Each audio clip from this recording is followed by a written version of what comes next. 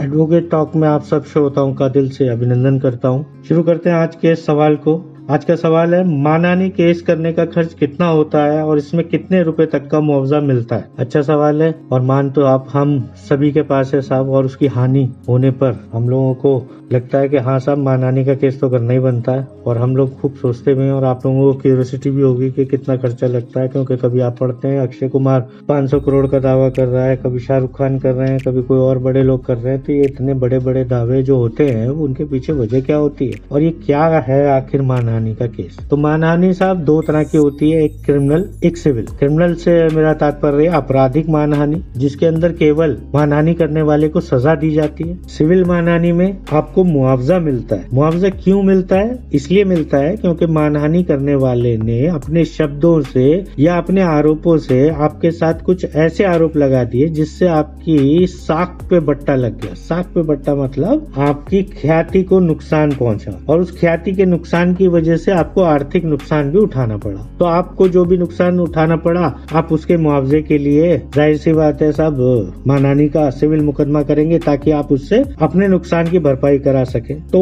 दो तरह की मानहानि हुई साहब, एक हुई क्रिमिनल और एक हुई सिविल। क्रिमिनल मानहानि साहब धारा 499 और 500 आईपीसी में कवर्ड होती है। तो आपराधिक मानहानि में जनाब 2 साल की सजा और जुर्माने का प्रोविजन है, और सिविल मानहानि में तो साहब आप लोग सुनते ही रहे हैं, आप आर्थिक दंड दूसरे के ऊपर डलवा सकते हैं, जिसमें वो आपकी आर्थिक क्षतिपूर्ति जो कुछ भी आपको हुई है उसकी भरपाई करेगा। ये दोनों केस आप इकट्ठे डाल सकते हैं और दोनों में से कोई एक भी डाल सकते हैं। यानी ऐसा पॉसिबल है कि आप सिर्फ उससे अपने नुकसान की भरपाई करवा लें, और ऐसा भी पॉसिबल है कि सिर्फ आप उसको सजा करवा लें। सजा वहाँ ज्यादा लोग करवाना पसंद करते हैं जहाँ पर उनकी साख को बट्टा नहीं लगा, उनको कोई आर्थिक नुकसान नहीं पहुंचा, और केवल उनको डिफेम किया गया, उनके बारे में कोई अनर्गल आरोप लगा दिया गया फेसबुक पे, ट्विटर पे, या जहाँ कहीं भी इंसान ने किसी के बारे में अनर्गल आरोप लगा दिए जिससे उसकी साख को बट्टा पहुंचा या उसको मानसिक कष्ट पहुंचा, तो वो उसके खिलाफ, तो वो आरोपी के खिलाफ 499 और 500 धारा आईपीसी के तहत मानहानि का मुकदमा कर। अब आपने पूछा खर्चा कितना होता है, तो खर्चा सब सिविल मानहानि में खर्चा होता है, क्योंकि भारत के सिविल कोर्ट, अगर आप लोग नहीं जानते तो आपको बता दूं कि सिविल कोर्ट कोई भी मुफ्त में आपको जो है इंसाफ नहीं देते साहब, उसमें वो पैसे लेते हैं और उस पैसे को कोर्ट फीस बोला जाता है। आपको एक अप्रोप्रिएट कोर्ट फीस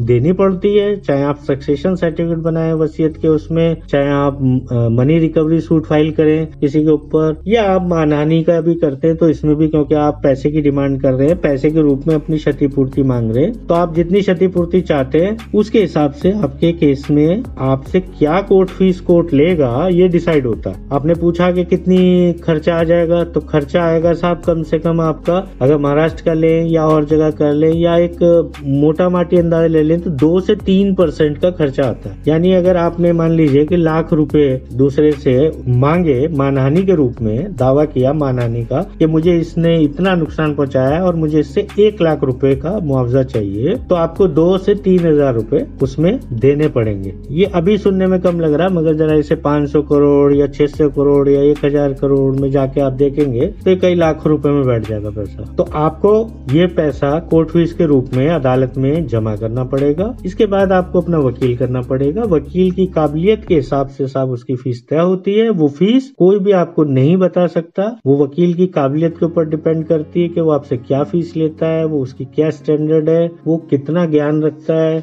या कितना आपसे जो है। इसलिए वकील की फीस को आप अगर हटा दें या अपने आप उसे जोड़ सकते हैं आप वकील की। मगर जहाँ तक कोर्ट का सवाल है, तो कोर्ट 2 से 3% आपसे मानहानि के केस में कोर्ट फीस के रूप में लेता है। वो कोर्ट फीस लगाने के बाद आप दूसरे के ऊपर दावा कर सकते। अब आते हैं असल सवाल पर कि क्या ये 500 करोड़ लोग बोल देते हैं, 1000 करोड़ बोल देते हैं, क्या इतना मुआवजा मिलता भी है या लिख देने भर से मुआवजा अदालत दे देती है? तो मैं आपको बताऊं जनाब, ऐसा बिल्कुल भी नहीं है। कानून बिल्कुल स्पष्ट है। आपको जो नुकसान पहुंचा है आपको वो नुकसान साबित करना। इसको अगर उदाहरण से समझें तो हम आसान भाषा में ऐसे समझते हैं कि कोई एक बढ़िया, इसको आसान भाषा में समझने के लिए एक उदाहरण से समझते हैं कि एक यूट्यूबर है कोई मिस्टर चतुर सिंह। अब चतुर सिंह साहब बड़ा अच्छे जो है यूट्यूबर हैं। चतुर सिंह ने साहब बहुत अच्छी कमाई कर रखी है, उनके जो है बहुत अच्छे सब्सक्राइबर हैं और दुनिया भर का उनके पास पैसा आ रहा है और वो साहब पूरा लाख रुपए महीने का कमा रहे हैं। अब किसी ने साहब उनके वीडियो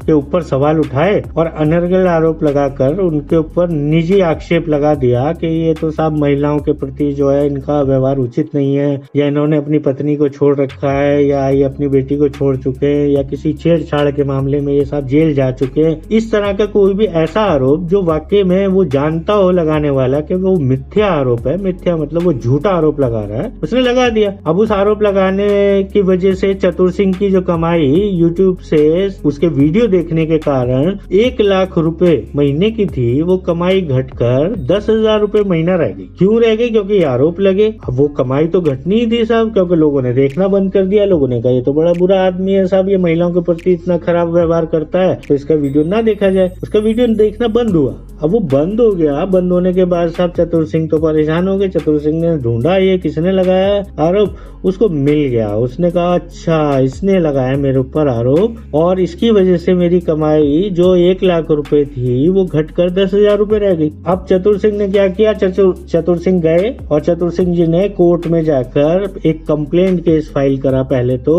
आपराधिक मामले का जो 499 और 500 आईपीसी के तहत था, और उसके अंदर चतुर सिंह को सम्मन जारी हो गए कोर्ट से, और कोर्ट में पूछा कि भाई आओ जवाब दो। नहीं दोगे जवाब और आपके खिलाफ कार्रवाई हो रही है, और इस केस में हारने के बाद आपको 2 साल की सजा या जुर्माना हो सकता है। कौन इंसान जेल जाना चाहेगा? तो साहब जिसने आरोप लगाए थे वो इंसान जो है पेश हुआ उसमें। साथ साथ चतुर सिंह जी को वकील साहब ने सलाह दी, कहने लगे भाई तुम्हारी कमाई भी तो घट गई है। तुम्हारी कमाई जहाँ पहले ये आरोप लगने से पहले तुम्हारी कमाई 1 लाख रुपए थी, अब घटकर वो 10,000 रुपए रह गई है, तो 90,000 रुपए महीने का तुम्हें नुकसान हुआ है। तो चतुर सिंह ने कहा हाँ जी हुआ तो है। कहने लगे तो ठीक है आप जाओ ना, मानहानि का मुकदमा लगाओ उसके ऊपर। अब चतुर सिंह ने मानहानि का मुकदमा लगाया। उसने अपने 90,000 की जो कमी हुई थी, तो जो 90,000 रुपए का नुकसान चतुर सिंह जी को पहुंचा था, उन्होंने उसका पूरा सबूत दिखाकर उन्होंने अपनी पेमेंट हिस्ट्री, अपना सारा यूट्यूब का वो समेत सभी सबूत, पासबुक एंट्री कोर्ट को दिखाई।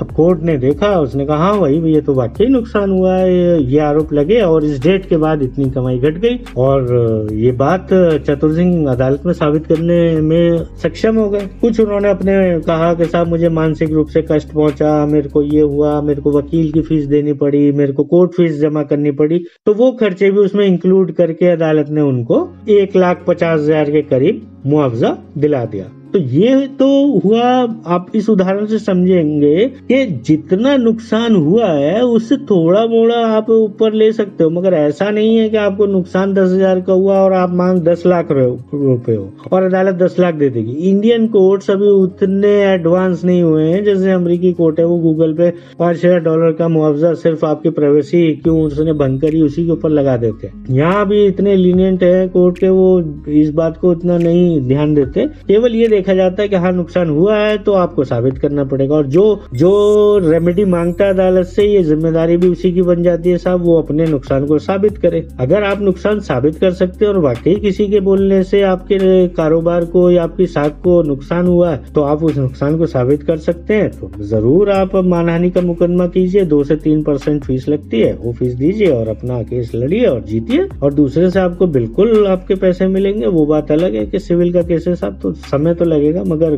कोर्ट भी भगवान की तरह हो गए साहब, देर आएंगे दुरुस्त आएंगे। तो उम्मीद है आपके इस सवाल का जवाब मिल गया होगा साहब। धन्यवाद सभी श्रोताओं का, उन्होंने मुझे सुना, और कोरा के पाठकों का भी दिल से अभिनंदन। धन्यवाद।